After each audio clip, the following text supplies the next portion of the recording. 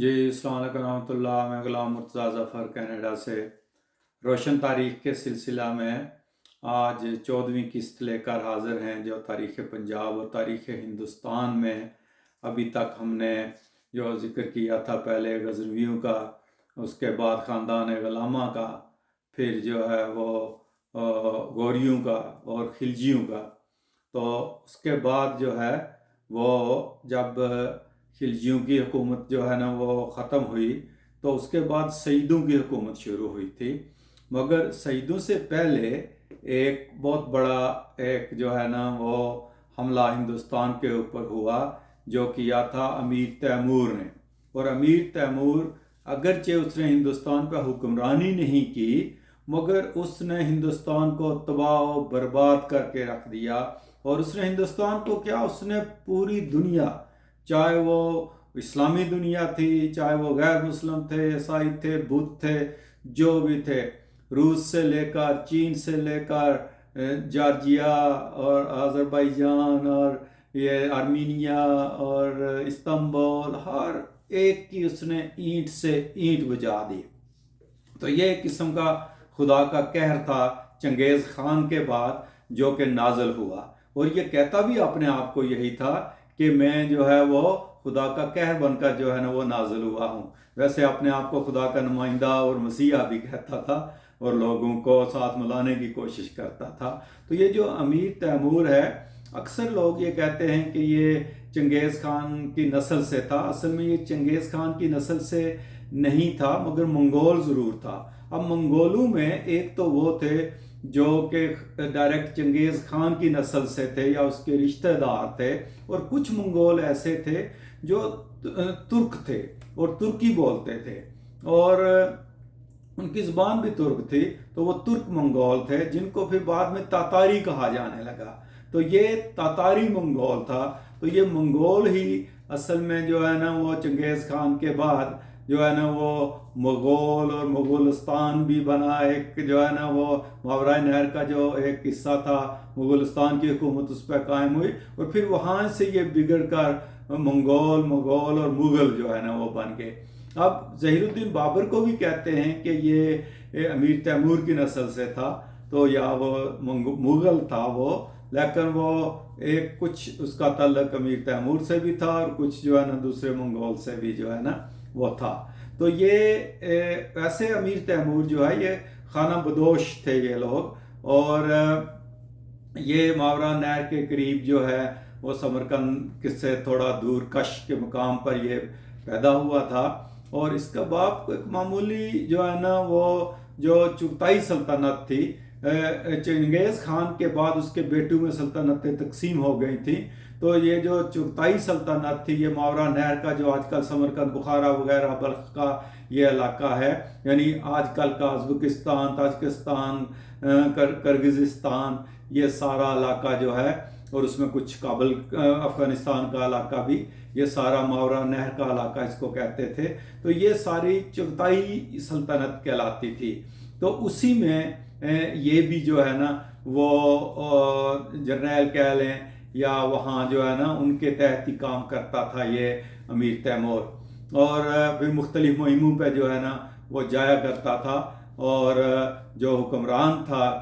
چغتائی سلطنت کا، اس کے تحت ہی یہ پہلے کام کرتا تھا، اور پھر اس کے بعد اس نے اپنی طاقت کو بڑھایا، اور پھر اس نے ماورا نہر کے ایک حصہ کے اوپر یہ بلخ وغیرہ کا جو علاقہ ہے وہ قبضہ کر لیا، اور پھر اپنی سلطنت اس نے جو ہے نا وہ قائم کر لی، اور اس کے بعد پھر یہ کسی کے قابو میں نہیں آیا اور یہ بڑھتا ہی چلا گیا۔ اور یہ کرتا کیا تھا کہ اس نے پہلے بڑا ٹائم لگایا، کئی سال لگائے، اور اس نے تمام جو خانہ بدوش قبائل تھے ان کو اکٹھا کیا، یعنی جس طرح آج کل آپ ارطغرل میں دیکھتے ہیں یا عثمان میں یا الپرسلان کی جو سیریز چل رہی ہے یا باربروسا کی، تو یہ سارے وہی ٹرائبز تھے جو لڑتے رہتے تھے ہر وقت منگولوں کے خلاف بھی، اور ان کو جو دوسری سلطنتیں تھیں، جس طرح سلجوکیوں نے بھی ان کو ایک قسم کا آگے رکھا ہوا تھا جو ہے نا عثمان کو، اور ارطغرل وغیرہ ان کے کائی فیملی جو تھی، کہ تاکہ یہ بارڈر پہ لڑتے رہیں ان کے ساتھ۔ تو کچھ سلطان ان کو ہائر بھی کرتے تھے کہ آپ ہماری بارڈروں کی حفاظت کرو، اور یہ پیسے لے کر لڑتے بھی تھے اور ان سے کچھ فائدے بھی اٹھاتے تھے۔ تو یہ بھی اسی طرح پہلے سارے قبائل کو ساتھ ملاتا گیا، اور اس کے بعد اس نے اب خود لیڈر بن گیا، اور جب جو دوسرے قبائل تھے ان میں سے کچھ نے جب آواز اٹھائی اس کے خلاف تو ان کو اس نے قتل کروا دیا، اور یہ بڑا ہی ظالم تھا۔ یہ چنگیز خان سے بھی، چنگیز خان تو اس کے مقابلے میں کچھ بھی نہیں تھا، اس نے تو کہتے ہیں کہ 1,70,00,000 تک لوگ مروا دیے تھے،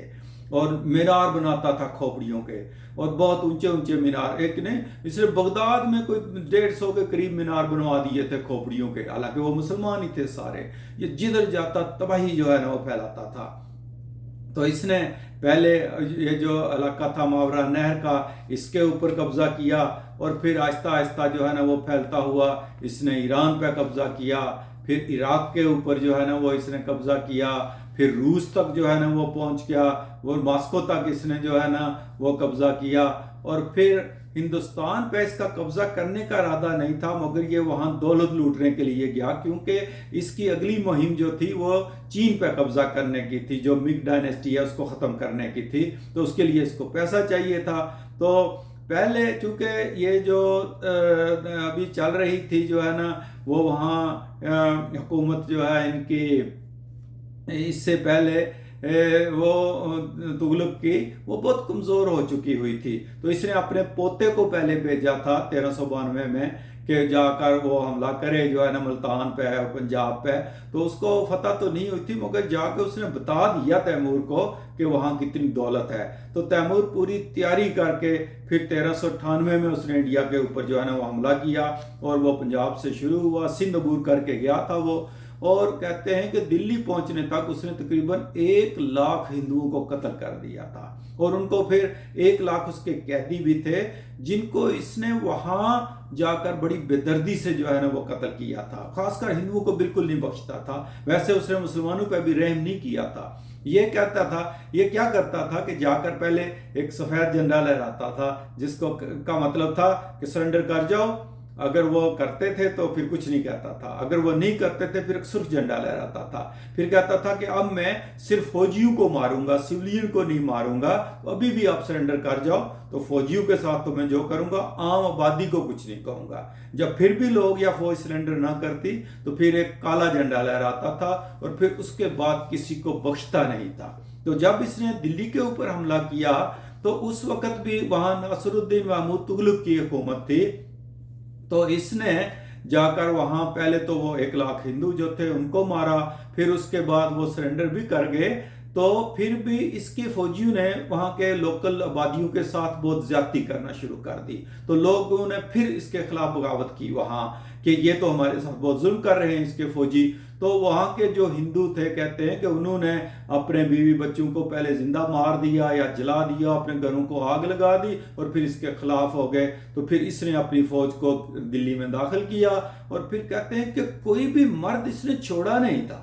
کوئی بھی بچا نہیں تھا، اور وہاں اس نے پھر جو ہے نا وہ قوموں کے کھانے کے لیے جو ہے نا وہ لاشیں پھینک دیں، اور پھر وہاں کھوپڑیوں کے مینار جو ہے نا وہ وہاں بنوائے۔ ویسے یہ خود وہاں زیادہ نہیں رہا تھا ہندوستان میں، کوئی کہتے ہیں کہ 3-3.5 مہینے رہا، کچھ کہتے ہیں کہ سال رہا تھا، مگر یہ وہاں پھر اس کو جو ہے نا وہ سید کو، جو خضر خان تھا، اس کو اپنا حکمران بنا کے، کیونکہ یہ خضر خان کے بھی تغلقوں کے ساتھ جو ہے نا وہ شروع ہو گئی تھی جو ہے نا وہ ناراضگی، تو یہ لاہور کا گورنر تھا، تو اس نے پھر جو ہے نا یہ مل گیا تھا تیمور سے، اور تیمور سے ملنے کے بعد جو ہے نا یہ انہوں نے پھر دلی کو فتح کیا، اور وہاں سے ناصر الدین محمود تغلق بھاگ گیا، اور پھر بعد میں اس نے دوبارہ آ کے کچھ عرصہ کے لیے قبضہ کیا تھا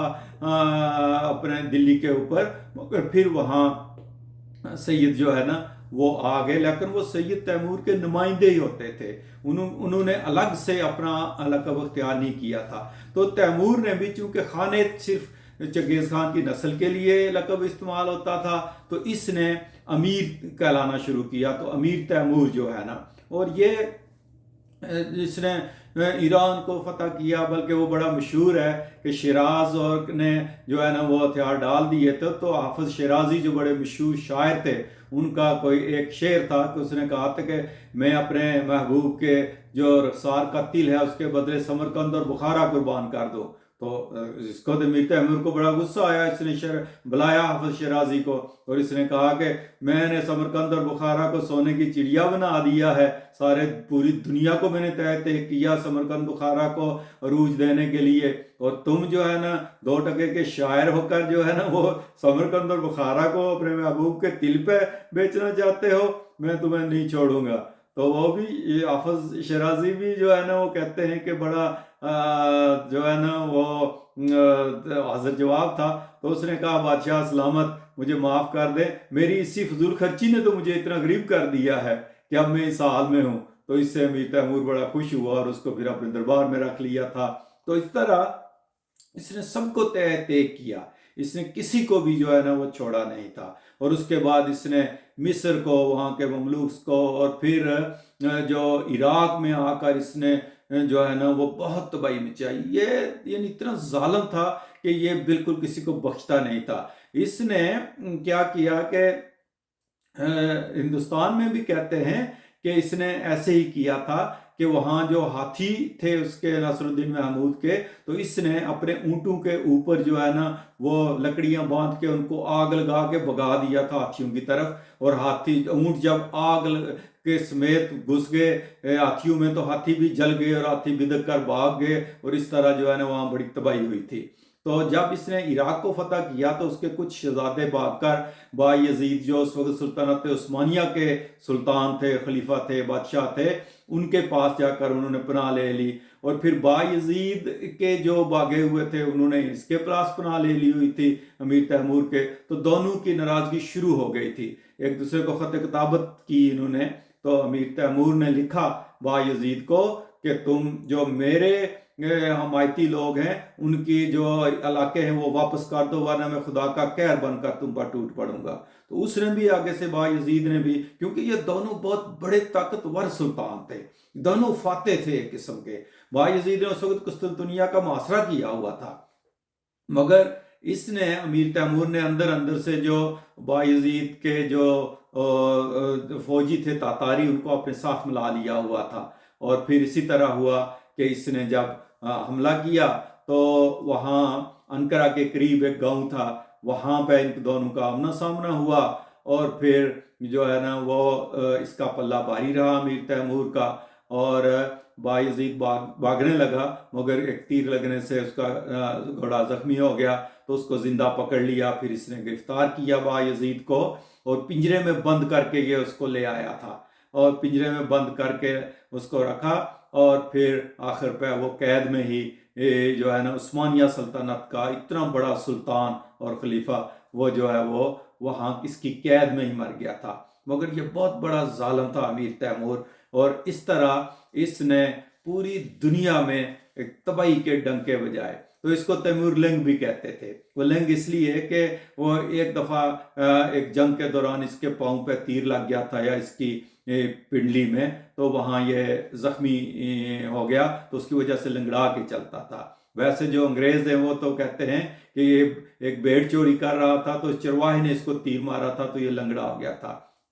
लेकिन कहते हैं कि 1942 में जो है ना स्टालिन ने इसकी कब्र खुदवाई थी और वहाँ से निकाला था, और वहाँ इसको जो है ना वो देखा गया था कि वाकई ये पैदाइशी लंगड़ा था, इसकी टांगों का कोई फर्क था। मगर इसकी कब्र के बारे में भी बड़ी अजीबोगरीब बातें हैं कि कहते हैं कि इसने वहाँ एक पत्थर लगा के लगाया हुआ लिखा हुआ था कि उसने कहा था कि जब मैं दोबारा जिंदा होऊंगा तो मेरी हैबत से दुनिया कांप जाएगी, और अगर जिसने मेरी कब्र की बेहरमती की तो मेरे से भी बड़ा जालिम हुक्मरान जो है ना वो उस पर हमला कर देगा। तो कहते हैं नादिर शाह ने जो है ना वो हमला किया था, ईरान वाले ने इसकी कब्र को और इसके पत्थर को उखाड़ कर ले आया था। तो नादिर शाह पे कहते हैं कि बड़ी तबाहियाँ आनी शुरू हो गई, तो उसने वापस जाके वो पत्थर लगवा दिया था, वो जाके राते वो टूट गया मगर लगा दिया। स्टालिन ने कहते हैं जब इसकी कब्र को खुदवाया तो लोगों ने कहा कि ना खुदवाना, तुम पे अच्छा नहीं होगा। تو اس کے بعد ہٹلر نے حملہ کر دیا اسٹالن پہ